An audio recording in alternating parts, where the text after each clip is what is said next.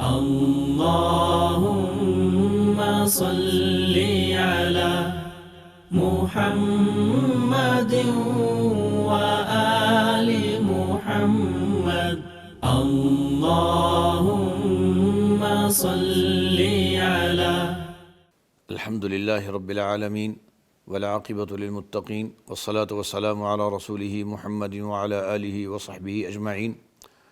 ناظرین محترم، میں ڈاکٹر عبداللطیف ساجد پروگرام سیرت النبی صلی اللہ علیہ وسلم کے ساتھ آپ کی خدمت میں حاضر ہوں. ناظرین محترم، اللہ وحدہ لا شریک نے حضرت محمد صلی اللہ علیہ وسلم کو ہمارے لیے نمونہ بنا کر بھیجا ہے. نبی صلی اللہ علیہ وسلم کا ذکر اللہ تعالیٰ نے بلند کیا ہے. نبی صلی اللہ علیہ وسلم کو ہمارا خیر خواہ بنا کے بھیجا ہے، ہمیں جنت کا راستہ بتانے والا بنا کے بھیجا ہے. تو اتنی عظیم شخصیت، اتنی خیر خواہ شخصیت اور اتنی رحم و کرم والی شخصیت، ان کے بارے میں یقیناً ہر دل میں یہ جستجو ضرور آتی ہوگی کہ ان کی ولادت کے بارے میں جانیں، بلکہ ولادت سے بھی پہلے آپ صلی اللہ علیہ وسلم کے خاندان کے بارے میں جانیں کہ ان کا خاندان کتنا بڑا تھا. پھر ان کے والدین، ان کے بارے میں جانیں. نبی صلی اللہ علیہ وسلم کی پیدائش کے بارے میں جانیں. نبی صلی اللہ علیہ وسلم کا بچپن کیسے گزرا، جوانی کیسے آئی. تو اسی سلسلہ میں آج کی نشست میں ہم نے جناب محترم ڈاکٹر عتیق الرحمن صاحب حفظہ اللہ کو دعوت دی ہے. تو ہم ویلکم کرتے ہیں، ڈاکٹر صاحب کو خوش آمدید کہتے ہیں. ڈاکٹر صاحب کسی تعارف کے محتاج نہیں ہیں، پروگراموں میں آتے رہتے ہیں، میڈیا پر آتے رہتے ہیں. ڈاکٹر صاحب نے انٹرنیشنل اسلامی یونیورسٹی مدینہ منورہ سے پی ایچ ڈی کی ہے، اور آپ کو یہ سعادت بھی حاصل ہے کہ مسجد نبوی میں مسند تدریس اور مسند فتویٰ پر بھی بیٹھتے رہے ہیں. تو میں ڈاکٹر صاحب کا بہت بہت شکریہ ادا کرتا ہوں. ڈاکٹر صاحب، اس سلسلے میں گفتگو کا آغاز کرتے ہیں. نبی صلی اللہ علیہ وسلم کے قبیلے اور نبی صلی اللہ علیہ وسلم کے خاندان کے بارے میں کچھ اگر معلومات مہیا کر سکیں ہم اپنے ناظرین کے لیے تو بہت خوبصورت رہے گا. جزاکم اللہ خیر. بارک اللہ فیکم. بسم اللہ والصلاة والسلام علی رسول اللہ وعلی آلہ وصحبہ ومن والاه. نبی کریم صلی اللہ علیہ وآلہ وسلم کا نام و نسب اور قبیلہ کنبہ، آپ کی سیرت جاننا یہ ہمارے لیے بہت بڑی سعادت ہے. تو ناظرین، آپ جانتے ہیں کہ آپ صلی اللہ علیہ وآلہ وسلم کا نام نامی محمد صلی اللہ علیہ وسلم ہے. محمد بن عبداللہ بن عبد المطلب بن ہاشم بن عبد مناف بن قصی بن کلاب بن مرہ بن کعب بن لؤی بن غالب بن فہر. فہر تک میں ذکر کر رہا ہوں. فہر جو ہے، اسی کا لقب جو تھا وہ قریش تھا. تو آپ کا خاندان قریش قبیلے سے تعلق رکھتا ہے. تو یہ آپ کے داداؤں میں سے ایک دادا فہر نامی آدمی ہے جس کو قریش کا لقب دیا جاتا تھا. تو وہاں سے یہ قریشی جو ہے وہ بنے ہیں. پھر یہ سرداری منتقل ہوتی ہوتی نیچے آتی ہے، تو نیچے ایک ہاشم کا نام ہے. اسی سے آپ صلی اللہ علیہ وسلم کا خاندان ہاشمی کہلاتا ہے. تو ہاشم آپ کے دادا عبد المطلب کے والد ہیں. تو ہاشم کا معنی توڑنا. تو یہ روٹیاں توڑ کر جو ہے اس کا کھانا بنا کر حاجیوں کو کھلایا کرتے تھے. تو اس وجہ سے ان کا نام جو ہے وہ ہاشم بھی معروف ہوا ہے. تو حج کی سیادت انہی کے پاس ہوتی تھی، جو اہل مکہ یعنی مکہ میں آتے تھے حج کرنے کے لیے. ان کی خدمت کرنا یعنی رفادہ، حج کے انتظامات کرنا سارا انہی کے ذمے تھا. تو انہوں نے ایک دفعہ جو ہے وہ مدینہ میں گئے تو بنو نجار کی ایک عورت تھی غالباً سلمہ بنت عمر، ان سے شادی کی.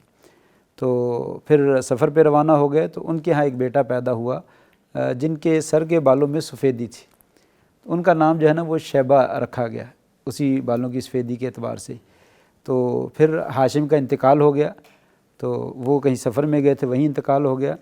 پیچھے سے ان کا ہاشم کا ایک بھائی تھا مطلب، وہ جو ہے وہ بیٹے کو لینے گیا کہ چلو میں بیٹے کو لے آؤں.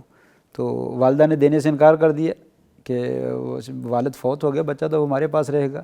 تو مطلب نے کہا کہ ایک تو یہ مکہ میں جا رہا ہے، بیت اللہ کے پاس رہے گا، دوسرا اپنے باپ کی سرداری کا یہ وارث بنے گا. تو پھر انہوں نے کہا ٹھیک ہے لے جائیں. تو پھر وہ شیبہ کو لے کر آئے. تو مطلب نے اپنے پاس بٹھایا ہوا تھا. تو انہوں نے سمجھا کہ یہ کہیں سے غلام خرید کے لایا ہے. تو لوگوں نے اس کو بچے کو نام دے دیا عبد المطلب۔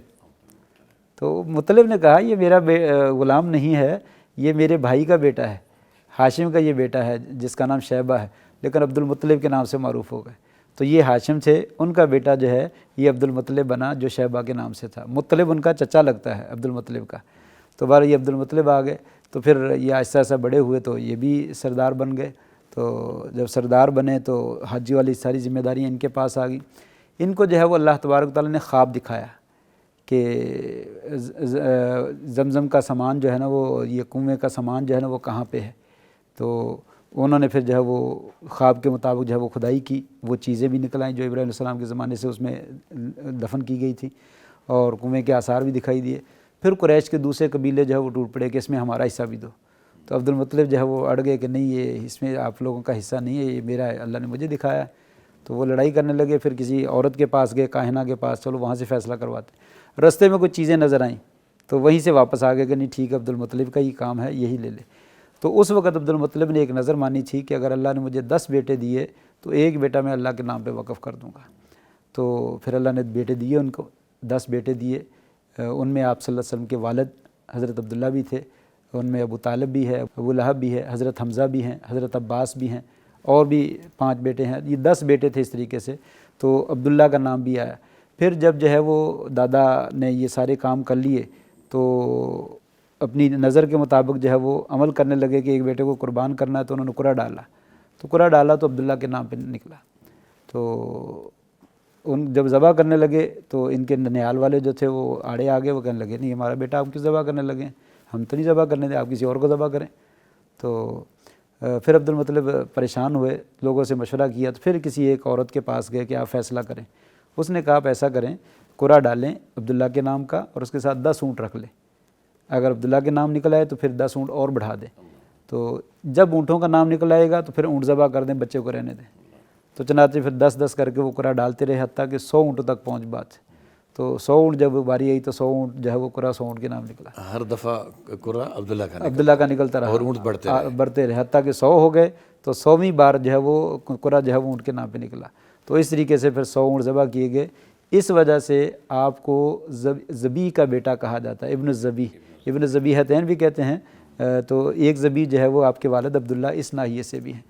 یہ تھوڑا سا جو ہے وہ خاندانی پس منظر، ورنہ تو اس تفصیل تو بہت زیادہ اس کی ہے۔ تو ڈاکٹر صاحب یہ تو عمومی طور پہ خاندان اور قبیلے کی بات ہو گئی، اور خصوصی طور پر نبی صلی اللہ علیہ وسلم کے والدین اور چچا اور پھوپھیوں کے متعلق بھی اگر کچھ بات خصوصی طور پہ ہو جائے، اگرچہ ضمناً یہ چیزیں آ گئی ہیں لیکن میں چاہتا ہوں کہ اس کو الگ سے بھی ناظرین کو کچھ نہ کچھ ان کے گوش گزار کر دی جائیں یہ چیزیں۔ جی، چچاؤں میں تو میں نے ذکر کیا کہ 10 بیٹے تھے عبد المطلب کے، تو ایک بیٹا عبداللہ ہو گیا، تو گویا کہ 9 بھائی تھے۔ آپ صلی اللہ علیہ وسلم کے 9 چچا تھے، جن میں نے ذکر کیا کہ ابو لہب کا نام بھی آتا ہے، حمزہ رضی اللہ تعالیٰ کا نام بھی آتا ہے، عباس کا بھی نام آتا ہے، ابو طالب بھی ہیں، اور اس کے علاوہ ایک صفار نامی تھا، ایک غیداق نامی تھا، اور ایسے ہی 2-3 نام اور تھے۔ یہ 9 چچا تھے آپ کے بنتے۔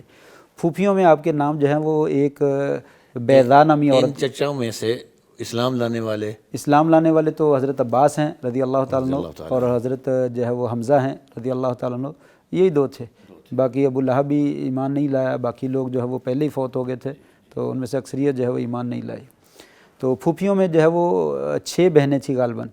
ایک بیضا نامی عورت تھی، ام حکیم کے نام سے معروف تھیں، اور دوسری جو ہے وہ عروہ تھی، اور تیسری امیمہ کے نام سے تھی، اور اسی طریقے سے 2 اور تھیں، غالباً صفیہ تھی شاید ایک، اور ایک نام مجھے ذہن سے نکل گیا۔ اس طرح کی 6 بہنیں ہیں جو آپ سلم کی پھوپھیاں کہلاتی ہیں۔ اور آپ کے والد کا نام عبداللہ میں نے ذکر کیا، آپ کی والدہ کا نام آمنہ بنت وہب ہے۔ تو آپ کی اولاد کا ذکر تو پھر علیحدہ چلا جائے گا آگے۔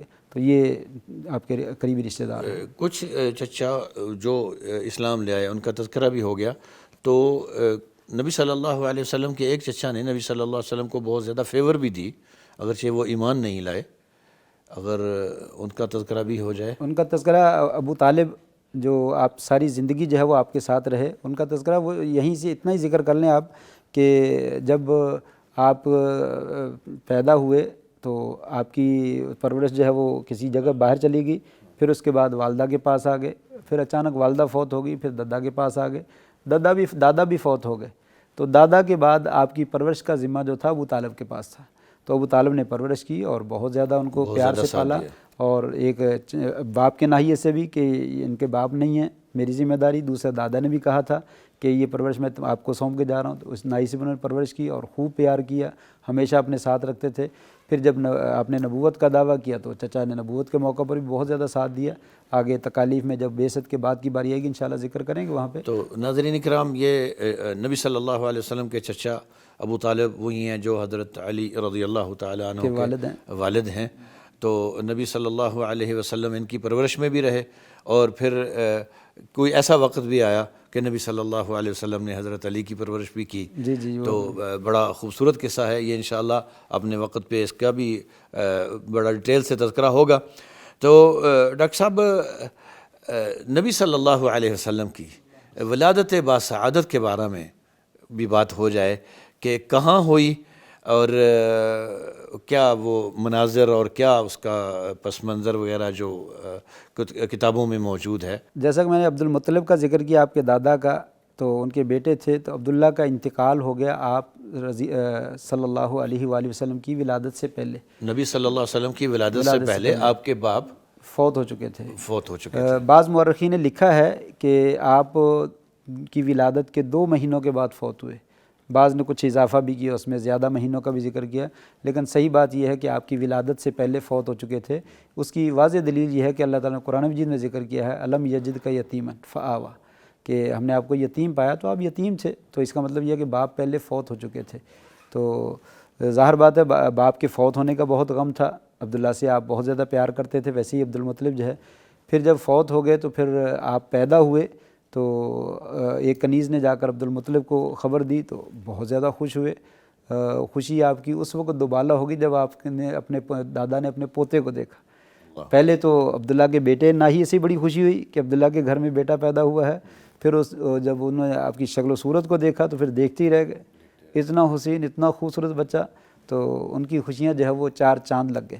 تو کہا جاتا ہے کہ شیب بنی ہاشم کی گلی میں ایک گھر تھا جس کو زقاق المولد کہتے ہیں، کہ نبی علیہ وسلم کی پیدائش کا کوچہ جہاں پہ وہ گھر، اس گھر میں جو ہے وہ کہتے ہیں پیدا ہوئے۔ شیب بنی ہاشم مکہ کے قریب ہی، بیت اللہ کے قریب ہی ہے، اور وہ بعد میں آپ کے غالباً کسی چچا یا کسی رشتہ دار کے پاس جب آپ ہجرت کر کے چلے گئے تو وہ مکان ان کی ملکیت میں جو ہے وہ رہا، تو وہاں پہ آپ پیدا ہوئے۔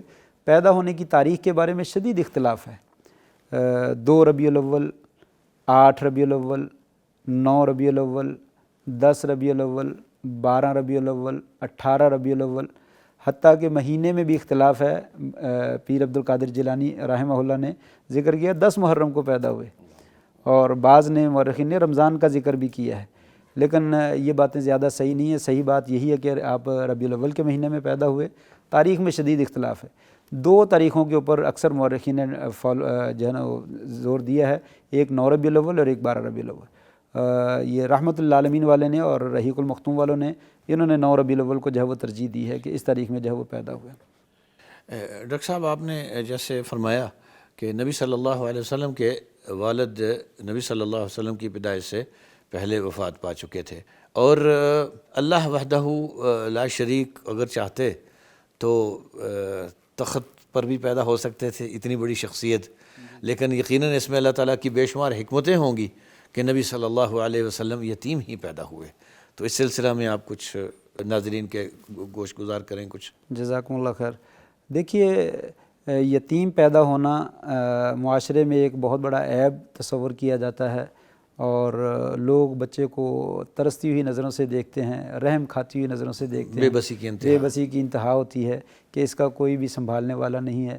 اور آگے پرورش کا سلسلہ آئے گا تو وہاں ذکر کریں گے کہ دائی حلیمہ سعدیہ جو ہے وہ بچہ لینے کے لیے کوئی تیار نہیں تھا۔ بے بسی کی بات آپ نے کی تو میں ذکر کر دوں کہ جب آپ کی پرورش کے لیے عرب کے رواج مطابق باہر بھیجتے تھے تو دائیاں آئیں لینے کے لیے، مرضعہ جو ہے وہ آئی، دودھ پلانے والی عورتیں، لیکن جب بھی ان کو بتایا جاتا یہ بچہ یتیمہ کو لینے کے لیے تیار نہیں تھا لوگوں کی نظروں میں۔ ڈاکٹر صاحب، یہ خوبصورت گفتگو جاری رہے گی۔ ناظرین اکرام، یہاں ہم ایک چھوٹا سا بریک لیتے ہیں، اور اس کے بعد یہ سلسلہ گفتگو کا یہیں سے آگے بڑھے گا۔ اللہم صلی علی محمد محمد وآل محمد اللهم صل على اللهم صل على محمد وآل محمد اللهم صل على. ویلکم بیک ناظرین کرام. بات ہو رہی تھی نبی صلی اللہ علیہ وسلم کی پیدائش کے بعد نبی صلی اللہ علیہ وسلم کی پرورش کی، تو بات آگے بڑھاتے ہیں. جی ڈاکٹر صاحب، میں ذکر کر رہا تھا کہ آپ صلی اللہ علیہ وسلم کو اللہ تعالیٰ نے یتیم پیدا کیا، اور لوگوں کے ہاں یتیم ہونا جو ہے وہ ایک بہت کمزوری سمجھا جاتا ہے کہ اس کا کوئی سنبھالنے والا نہیں ہوتا.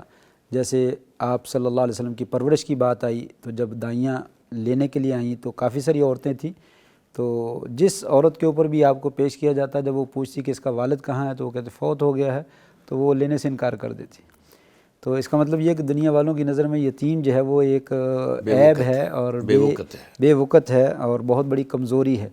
لیکن حقیقت یہ ہے کہ اس کائنات کا خالق اور مالک اللہ کی ذات ہے، اور اللہ تبارک و تعالی کسی قسم کے سبب کا محتاج نہیں ہے. وہ جو چاہتا ہے وہ ہو جاتا ہے، جو نہیں چاہتا وہ نہیں ہوتا. وہ پورے خاندان کو مار دیتا ہے، ایک چھوٹے سے بچے کو بچا لیتا ہے اور اس کی وہیں سے پرورش کر کے تختوں کے اوپر بٹھا دیتا ہے، اور وہ پورا خاندان موجود ہوتا ہے. لیکن یہ ہے کہ وہ سارا خاندان امیر ترین بھی ہے، حالات بہت اچھے ہیں، لیکن اس کو جو ہے وہ کنگال کر دیتا ہے اور ککھوں کا بندہ جو ہے بنا دیتا ہے اور محتاج کر دیتا ہے. تو لہٰذا یہ چیزیں دنیا میں ہمیں مد نظر نہیں رکھنی چاہیے. آپ صلی اللہ علیہ وآلہ وسلم کا نمونہ ہمارے سامنے ہے. اللہ تعالیٰ نے یتیم پیدا کیا، یتیم پیدا کرنے کے بعد آگے جیسا کہ پرورش کی بات آ رہی ہے، باپ بھی چلا گیا، دادا بھی چلا گیا، چچا بھی چلا گیا، بیوی بھی چلی گئی، لیکن آپ بلندی کی منزلیں طے کرتے چلے گئے، اور اتنی بلندی کی منزلیں طے کی کہ دنیا جہان کے کائنات کے لوگوں میں سے کوئی بندہ آپ کے مقابلے تک نہ پہنچ سکا نہ پہنچ سکے گا. اتنا اونچا مقام جب اللہ تعالیٰ نے آپ کو یتیم ہونے کے باوجود دے دیا ہے تو باقی لوگوں کو اللہ تعالیٰ جو ہے یتیم ہونے کے باوجود کیوں نہیں نواز سکتا. لہٰذا اس سلسلے میں لوگوں کو پریشان ہونے کی ضرورت نہیں ہے. اس کا کون ہم محافظ ہوگا، اس کو کون سنبھالے گا؟ سنبھالنے والا اللہ کی ذات ہے. اللہ پہ اعتماد جو ہے وہ ہونا چاہیے.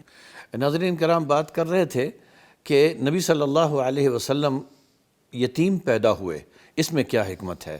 تو بڑی خوبصورت بات کی ڈاکٹر صاحب نے کہ یہ قیامت تک آنے والے لوگوں کے لیے یہ حکمت ہے کہ ناتوانی اور بے بسی کے جس مقام پر بھی ہیں آپ کو قطعاً مایوس نہیں ہونا چاہیے. آپ کا کردار، آپ کا جہد مسلسل آپ کو اونچا اڑا سکتا ہے. نبی صلی اللہ علیہ وسلم کی زندگی سے ہمیں یہ سبق ملتا ہے.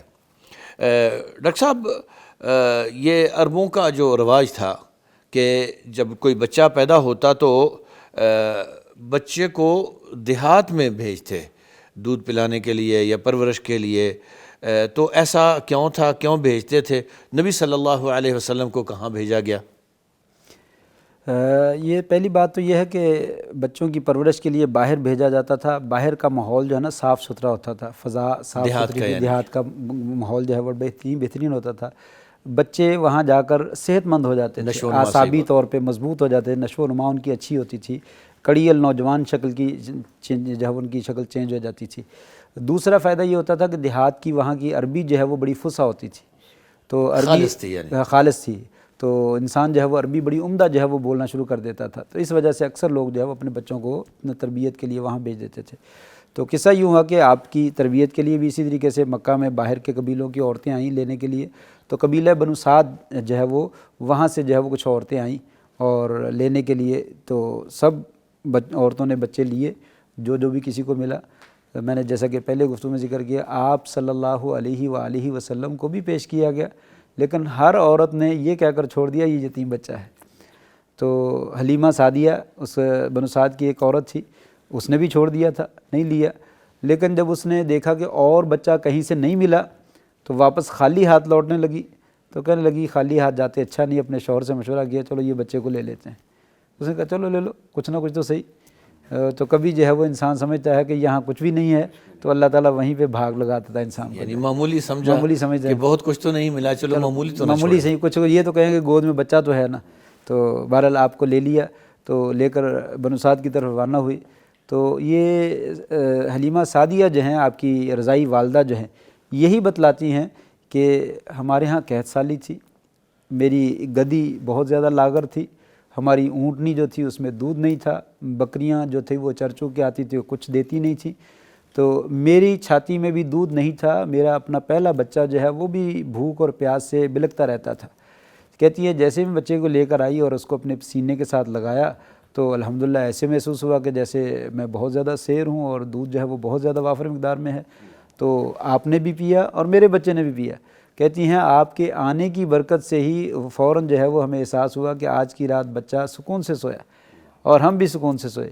پھر جو ہے وہ آپ کو لے کر جو ہے جب میرا شوہر جو ہے وہ ہم آئے اور اونٹنی کے پاس گئے تو اونٹنی کے پاس جو ایسے لگا جیسے اس کے بھی تھن جو ہیں وہ بھر گئے دودھ سے، تو وہ دودھ لیا ہم نے اور سیر ہو کر ہم نے خود بھی پیا، تو بڑی پرسکون رات گزاری۔ اور پھر جو ہے وہ ہم لے کر جب صبح روانہ ہوئے تو میری گدی چلتی نہیں تھی لاغری کی وجہ سے، کمزوری کی وجہ سے، جو ہی آپ کے اوپر بیٹھے تو گدی جو ہے وہ سب سے آگے بڑھ گئی۔ تو عورتیں جو ہے وہ کہنے لگی حلیمہ یہ کیا ماجرا ہے؟ تو کہنے لگی بس اللہ کی صورت، تو کہنے لگے یقیناً کوئی معاملہ ہے، یقیناً جو تیری گدی پہلے چل نہیں رہی تھی اب اتنی تیز چل رہی ہے، کوئی معاملہ ہے۔ تو گھر جب پہنچے تو پھر بکریاں گئیں چرنے کے لیے، تو وہ بھی واپس آئیں تو ان کے پیٹ بھی بھرے ہوئے اور ان کا دودھ بھی بھرا ہوا بہت زیادہ۔ تو لوگ جو پھر بات یہ مشہور ہو گئی کہ جہاں پہ ابو کبشہ کے چرواہا جو ہے وہ بکریاں چرواتا ہے، ابو کبشہ یہ حارث نام تھا اس کا، اور یہ آپ وسلم کے رضائی والد تھے، تو لوگ کہتے ہیں کہ جہاں سے ابو کبشہ کا چرواہا چرواتا ہے بکریاں وہاں سے تم بھی چرواؤ یار، تو ہمارے چرواہے جو ہے وہ خالی بکریاں لے کے آ جاتے ہیں، تم وہاں کیوں نہیں جاتے؟ وہ غصے ہوتے ہیں، ان کو ناراض ہوتے ہیں ان سے۔ تو اس طریقے سے جو ہے وہ ان کا خیال تھا، ان برکت کی طرف نظر نہیں گئی، ان کا خیال تھا کہ یہ چراگاہ جہاں سے چراتے ہیں شاید اس کا کمال ہے، وہاں پہ کوئی اور کمال وہ یہ نہ سمجھ سکے کہ یہ کمال تو ابھی تو کوئی چیزیں ظاہر نہیں تھی، لیکن ابو کبشہ سمجھ گیا۔ ابو کبشہ نے کہا اپنی بیوی سے حلیمہ لگتا ہے کہ تو جو بچہ لے کے یہ بڑا بابرکت بچہ ہے، یہ بڑی پاکیزہ روح ہے۔ تو اس طریقے سے آپ بنو سعد کے اندر جو ہے وہ چلے گئے اور حلیمہ سعدیہ کی آغوش میں گئے، جہاں پہ انہوں نے پھر اس کی تربیت کی، تقریباً 2 سال رہے، 2 سال تک دودھ پلاتے تھے، یہی مدت ہوتی دودھ پلانے کی۔ تو وہ چھوڑنے لگے تو ان کا جی نہیں چاہا، پھر والدہ سے آ کے درخواست کی ابھی بچہ چھوٹا ہے، اس کو ذرا بڑے ہونے دو، ادھر اچھا ہے، ماحول بہترین ہے، چاہت یہ اچھی کہ بچہ ہمارے پاس رہے، پھر لے کے چلی گئی۔ تو پھر انہوں نے اپنے پاس رکھا، یہ 2 سال سے زیادہ رکھا جب ان کی برکتوں کو دیکھا۔ تو ڈاکٹر صاحب وہاں کوئی غیر معمولی واقعہ بھی ہوا شک صدر یا کوئی اس طرح کا نبی صلی اللہ علیہ وسلم جب حلیمہ سعدیہ کے پاس تھے؟ جی وہاں پہ جو ہے وہ ایک انتہائی اہم واقعہ جو ہے وہ رونما ہوا، جس کو تاریخ میں شک صدر کہتے ہیں۔ شک کا معنی پھٹنے کا ہے، صدر سینہ کو بولتے ہیں، تو سینہ چاک کرنے کا معاملہ، یعنی سینہ چاک کیا گیا اور آپ کا دل نکالا گیا اور دل کو صاف کیا گیا، یہ شک صدر کہلاتا ہے۔ آپ صلی اللہ علیہ وآلہ وسلم کی عمر تقریباً 5 برس تھی، وہیں پہ بنو سعد میں ہی 5 برس کے قریب تھی، تو اس وقت یہ واقعہ پیش آیا۔ آپ وسلم بچوں کے ساتھ جو ہے وہ کھیل رہے تھے، تو جبریل امین علیہ السلام آئے اور انہوں نے آ کر آپ کو پکڑ لیا اور پکڑ کر جو ہے وہ زمین پہ لٹا کے آپ کا سینہ جو ہے وہ چاک کیا اور دل نکالا اور اس کو زمزم کے پانی سے دھویا اور اس میں سے کچھ لوتھڑا سا تھا اس کو نکال کر جو ہے وہ باہر پھینکا اور پھر دوبارہ دل اندر رکھا اور پھر سی دیا۔ بچوں نے جب یہ کیفیت دیکھی تو وہ بھاگے گھر میں، یعنی وہ بچے جو ارد گرد کھیل رہے تھے وہ بھاگے، جا کے حلیمہ کو بتلایا کہ محمد صلی اللہ علیہ وسلم کو جو ہے وہ نعوذ باللہ من ذالک شہید کر دیا گیا، قتل کر دیا گیا۔ تو وہ بھاگے، سب لوگ باہر سے نکلے، تو باہر نکلے تو وہاں کوئی بھی نہیں تھا، لیکن آپ وسلم واپس آ رہے تھے، تو اس وقت آپ کا چہرہ کچھ تھوڑا سا اترا ہوا تھا، ایک بہت بڑا معاملہ ہوا تھا، تو چہرے کی رنگت جو ہے وہ چینج تھی۔ تو پوچھا کیا معاملہ، تو وہ واضح طور پہ بتا نہیں سکے۔ تو اس طریقے سے آپ کا سینہ چاک کیا گیا، اس میں سے دل کے اندر جو علائش تھی اس کو نکال دی، کہا جاتا ہے وہ شیطان کا حصہ تھا، وہ نکال دیا گیا۔ آپ کو برکتوں سے نوازنا تھا، آپ کو پاکیزہ اور صاف ستھرا بنانا تھا۔ تو یہ بھی معجزات میں سے ایک معجزہ ہے۔ آج کی دنیا ترقی کر رہی ہے، آپریشن وغیرہ یہ کل کی پیداوار ہیں، لوگ جانتے ہیں آپریشن کیا ہوتے ہیں، لیکن 1400 سال پہلے اللہ تبارک و تعالیٰ نے آپ صلی اللہ علیہ وسلم کے ساتھ آپریشن کا معاملہ کیا اور اتنی جلدی کیا اور اتنی جلدی صحیح کر دیا، دنیا آج تک دنیا وہاں تک نہیں پہنچ وہاں تک نہیں پہنچ سکتی۔ تو یہ اللہ تعالیٰ کے معاملات، یہ دنیا کے معاملات، یہ اللہ تعالیٰ کے معاملات۔ اور پھر لگتا یوں ہے کہ یہ جو آپریشن کر کے وہ لوتھڑا نکالا گیا تاکہ یہ دل وہی کا متحمل وہی ہو کا سکے۔ متحمل ہو جائے، بالکل اللہ کی نورانی شعاؤں لینے کے قابل ہو جائے اور اس کو قبول کر سکے اور لے لے، بالکل صحیح۔ ڈاکٹر صاحب آپ نے تذکرہ کیا تھا کہ بچوں کو دیہات لے جاتے تھے تاکہ ان کی زبان فصیح رہے، تو کیا شہر کی زبان جو ہے، شہروں کی زبان فصیح نہیں ہوا کرتی تھی، یا ان کی کیا وجوہات ہو سکتی ہیں؟ کیا ایسا ہے کہ شہروں میں عموماً باہر سے لوگ آتے ہیں، ان کی وجہ سے زبان میں کچھ علائشیں دوسری آ جاتی ہیں، یا کیا اس کا پس منظر ہے؟ جی ایسا ہی ہے، شہری زندگی میں عموماً ایک تو لوگ پرواہ بھی نہیں کرتے ہیں، زبانوں کو چینج کرتے رہتے ہیں، تیزی میں بولتے ہیں، آتے جاتے گفتگو کرتے ہیں۔ دوسرا باہر سے لوگ آتے ہیں، خریدار، سامان بیچنے والے، قافلے والے، وہ آ کر اپنی چیزیں جو ہے وہاں چھوڑ جاتے ہیں، اپنی گفتگو چھوڑ جاتے ہیں، وہاں کی کچھ چیزیں لے جاتے ہیں، اپنی جگہ چھوڑ جاتے ہیں۔ مختلف قسم کے لوگوں کا، مختلف قسم کے قبائل کا، مختلف قسم کے علاقوں کا جو ہے وہ آ کر وہاں میزش ہو جاتی ہے، تو ان کے لہجے، ان کے الفاظ، ان کی چیزیں جو ہے وہ بہت زیادہ خلط ملط ہو جاتی ہیں، جس کی وجہ سے عربی زبان جو ہے وہ صاف نہیں رہتی۔ جبکہ یہ چیزیں دیہاتوں میں نہیں ہوتی۔ دیہات میں چونکہ وہ نہیں آتے قافلے وغیرہ، تو وہاں جو زبان ہے وہ اپنی اصلی شکل و صورت میں رہتی ہے۔ تو ڈاکٹر صاحب یہ نبی صلی اللہ علیہ وسلم کا اس طرح پرورش پانے کے بعد پھر واپس آنے کا مسئلہ کب ہوا اور کیسے ہوا؟ اپنی والدہ کے پاس کیسے واپسی ہوئی نبی صلی اللہ علیہ وسلم کی؟ جی اسی کے ساتھ ہی متصل ہے، جب واقعہ شق صدر جو ہے وہ پیش آیا تو آپ کا چہرہ اترا ہوا گھر دیکھا تو حلیمہ سعدیہ پریشان ہو گئی۔ پہلے جو کہہ رہی تھی برکت تھی، اب جو ہے وہ کہنے لگی کہ معاملہ گڑبڑ ہو گیا ہے۔ تو ان کو خیال آیا کہ پیچھے بچہ قیمتی ہے اور بڑی برکتوں والا ہے، بڑا خوبصورت ہے، تو پیچھے جواب بھی دینا ہے۔ تو انہوں نے سمجھا کہ شاید کوئی جن کا سایہ ہو گیا ہے یا کوئی ایسا کوئی اثر ہو گیا ہے جس کی وجہ سے یہ کیفیت بنی ہے۔ پھر انہوں نے آ کے والدہ کے پاس آ کے معذرت کی کہ بچہ نہ ایسے معاملات کچھ لگتے ہیں تو آپ بچے کو اب رکھ لیں۔ تو اس طریقے سے آپ 5 سال یا 5.5 سال یا 6 سال کی عمر میں واپس جو ہے نا والدہ کے پاس آ گئے، تو پھر والدہ کے پاس رہے۔ یہاں یہ بھی یاد رہے کہ آپ کی ایک بہن تھی حذافہ، جس کا شیما نام تھا، شیما کے نام سے معروف ہے لوگوں کے یہاں، ان کا اصل نام تھا حذافہ، اور ایک بہن انیسہ تھی، یہ دونوں رضائی بہنیں تھیں، اور ایک عبداللہ تھا، عبداللہ، حذافہ اور انیسہ، یہ 3 بہن بھائی جو تھے آپ کے رضائی بہن بھائی تھے۔ اسی طرح حضرت حمزہ بھی آپ کے رضائی بھائی تھے۔ ابو لہب کی لونڈی سویبہ جو تھی، اس کا دودھ جو ہے وہ حضرت حمزہ نے اور آپ صلی اللہ علیہ وسلم نے پیا تھا، تو یہ رضائی سلسلہ جو تھا وہ میں نے ذکر کیا۔ تو ناظرین اکرام، یہاں ہم ایک چھوٹا سا بریک لیتے ہیں اور گفتگو آگے بڑھے گی بریک کے بعد۔ اللہم صلی علی محمد و آل محمد، اللہم صلی علی، اللہم صلی علی محمد و آل محمد، اللہم صلی علی۔ ویلکم بیک ناظرین کرام، گفتگو چل رہی تھی کہ نبی صلی اللہ علیہ وسلم جب بنو سعد کے پاس گئے اور وہاں سے پھر نبی صلی اللہ علیہ وسلم اپنی والدہ کے پاس واپس آئے، تو ڈاکٹر صاحب میں چاہوں گا کہ اس کے بعد نبی صلی اللہ علیہ وسلم کی زندگی میں جفاکشی، محنت اور بکریوں کا چرانہ، اس طرح نبی صلی اللہ علیہ وسلم کی شخصیت سازی ہوئی، اس کا تذکرہ بھی ناظرین کرام کے سامنے اگر رکھ دیا جائے۔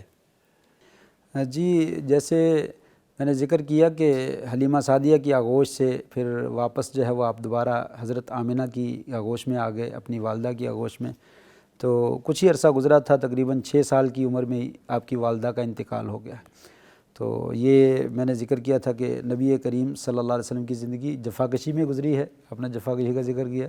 پہلے باپ فوت ہو گئے تو اب جو ہے وہ 6 سال کی عمر میں والدہ بھی فوت ہو گئی۔ اللہ اکبر۔ پھر اس کے بعد جو ہے وہ ساتھ ہی 2 سال کا عرصہ دادا نے گزارا عبد المطلب، وہ بھی بہت زیادہ پیار کرتے تھے، اور بیت اللہ میں ان کے لیے ایک اسپیشل مجلس لگتی تھی، اور وہاں پہ ان کا ایک سیٹ ہوتی تھی جس کے اوپر وہ بیٹھتے تھے، کرسی کہہ لیں یا فراش کہہ لیں، اس کے بیٹھتے، اس کے اوپر عبد المطلب کے بچوں میں سے کوئی بیٹھتا نہیں تھا، تو لیکن آپ صلی اللہ علیہ وسلم جا کر بیٹھ جاتے، تو دوسرے چچا یا بھتیجے جو بھی ہوتے وہ سائڈ پہ کرنے کی کوشش کرتے، تو عبد المطلب کہتے رہنے دو، نہ اس کو نہ چھوڑو، اس کا معاملہ کچھ اور ہے، اس کو یہاں بیٹھنے دو۔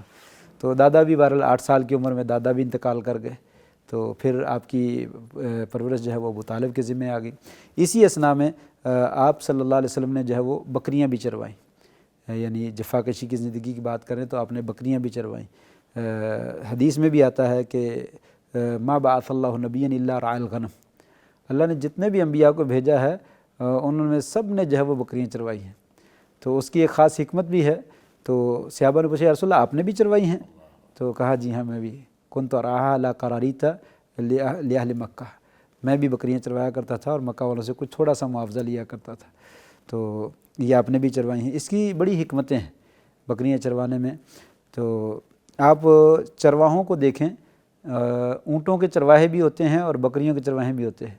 بکریوں کے چرواہوں میں نا نرمی، عاجزی، سادگی پائی جاتی ہے، اور اونٹوں کے چرواہے جو ہیں ان میں سخت دلی پائی جاتی ہے، سخت پن جو ہے وہ، سخت لہجہ اور گفتگو جو ہے وہ، یہ چیزیں جو ہے وہ پائی جاتی ہیں۔ تو اس کا ایک مقصد تو یہی تھا کہ نبیوں کو، اس کی لاجک یہ ہوگی کہ اونٹوں کو سنبھالنا سختی کے بغیر ممکن بھی نہیں ہے، سختی کرنی پڑتی، جبکہ بکریوں پر سختی کر دی تو کوئی نہ کوئی کام خراب ہو جاتا ہے۔ تو یہ نرمی پیدا ہوتی ہے، تواضع پیدا ہوتا ہے، عاجزی پیدا ہوتی ہے، صبر پیدا ہوتا ہے، سادگی پیدا ہوتی ہے، اور صبر پیدا ہوتا ہے، اور خلوت پیدا ہوتی ہے۔ چروانے میں، جانوروں کو چروانے میں انسان تنہائی میں چلا جاتا ہے، جہاں کی چراگاہ ہوتی ہے تو خلوت پیدا ہوتی ہے، خلوت میں انسان کو موقع ملتا ہے سوچ و بچار کرنے کا، تو یہ بھی آپ کو موقع فراہم کیا گیا۔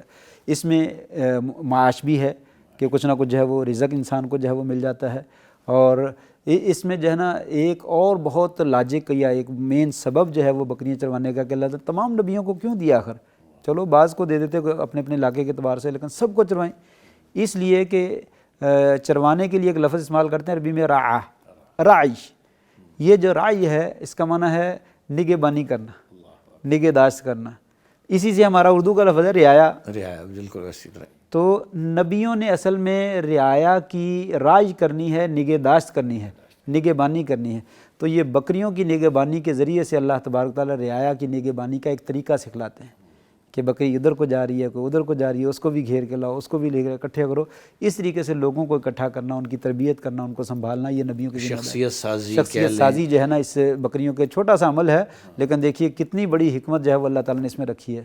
ورنہ بندہ کہتا ہے بکریاں چروانا نبیوں کو، یہ کوئی کام ہے نبیوں کو دے دیا گیا، لیکن اس میں بہت بڑی حکمت پنہاں ہے جس کی وجہ سے اللہ نے یہ کام لیا ہے۔ تو ڈاکٹر صاحب یہاں یقیناً ایک حکمت یہ بھی تو سمجھ آتی ہے نا کہ ہمارے معاشرے میں بہت سارے کاموں کو حقیر سمجھا جاتا ہے، ذریعہ معاش کے لیے اس کام کو اختیار کرنا حقیر سمجھا جاتا ہے، جبکہ نبی صلی اللہ علیہ وسلم سے بڑی شخصیت کوئی نہیں ہے، تو نبی صلی اللہ علیہ وسلم نے بکریاں چرائی ہیں، تو اس میں ہمارے لیے یہ سبق ہے کہ جو طلب معاش کے لیے کسی چیز کو حقیر نہیں سمجھنا چاہیے۔ تو ویسے میں غور کرتا رہتا ہوں معاشرے میں کامیاب بھی وہی لوگ زیادہ ہوتے ہیں جو طلب معاش میں کسی چیز کو، کام کو حقیر نہیں سمجھتے۔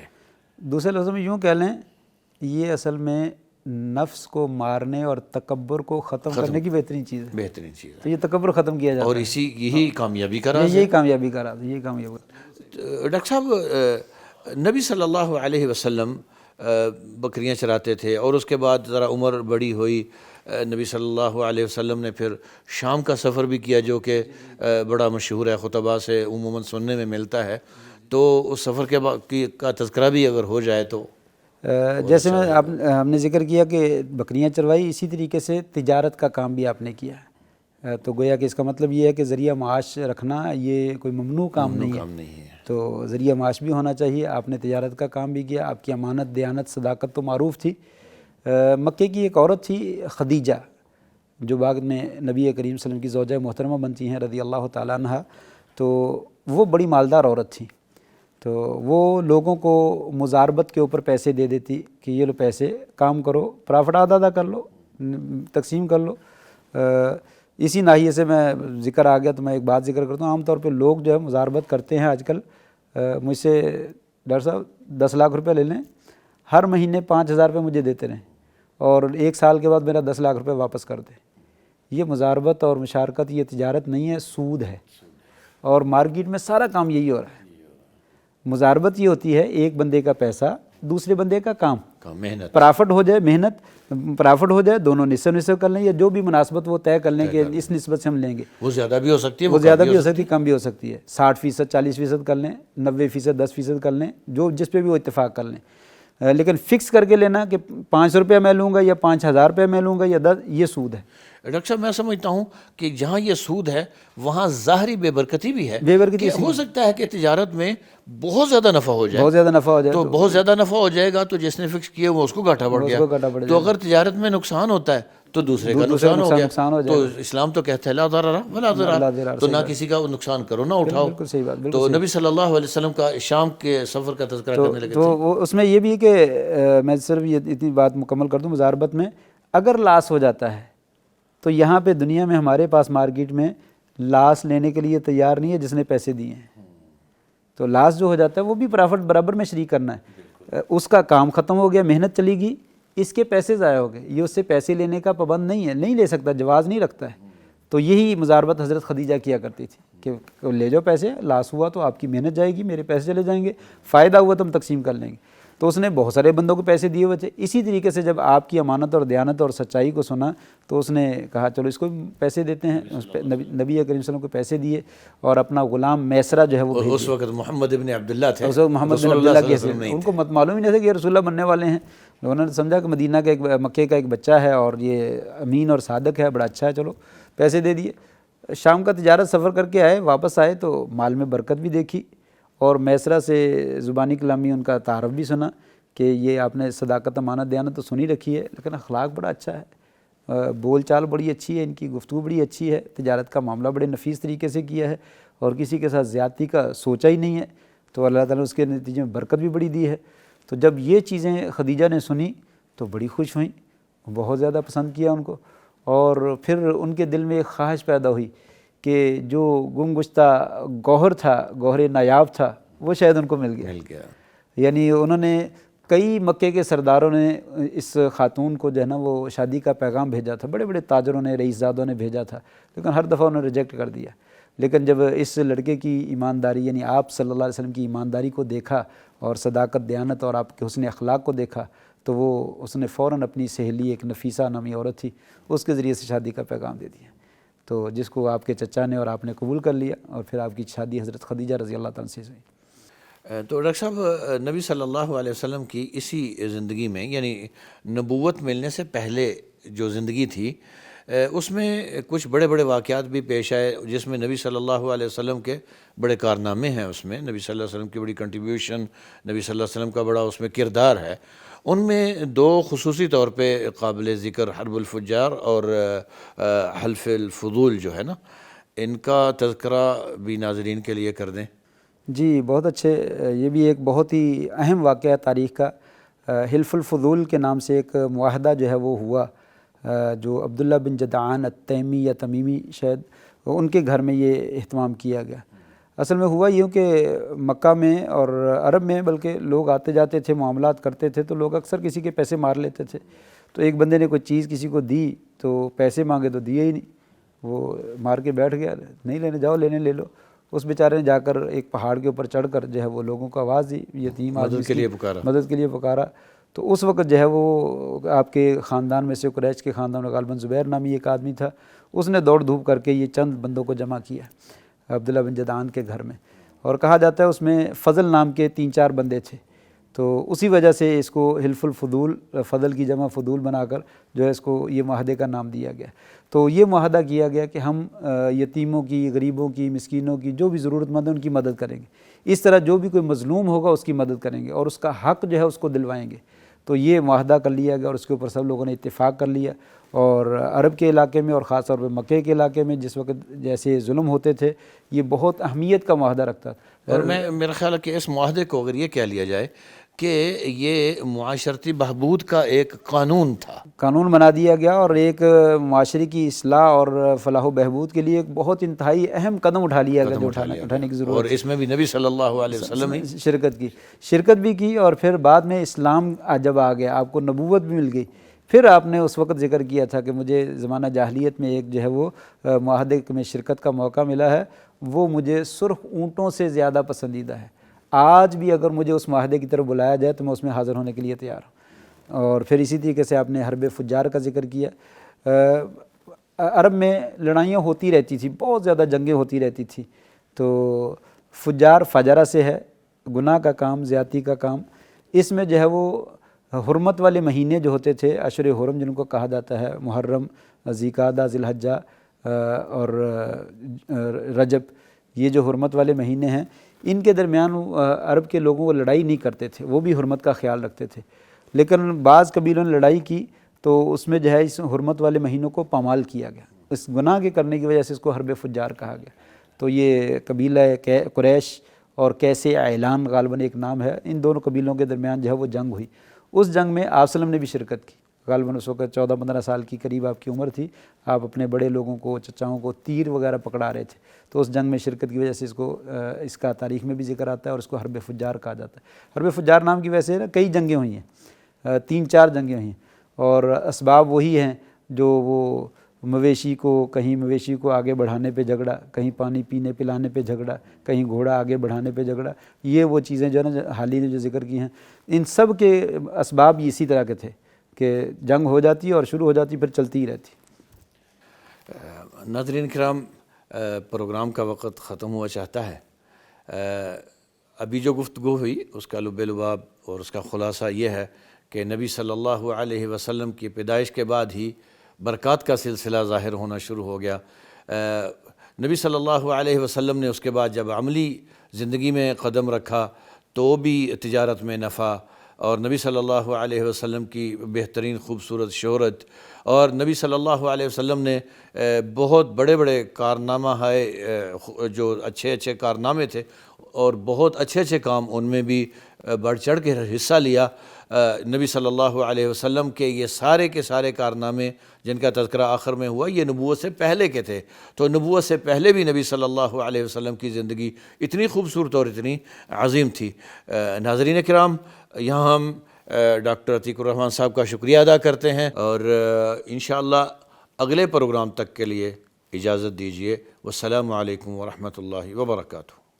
اللهم صل على محمد وآل محمد.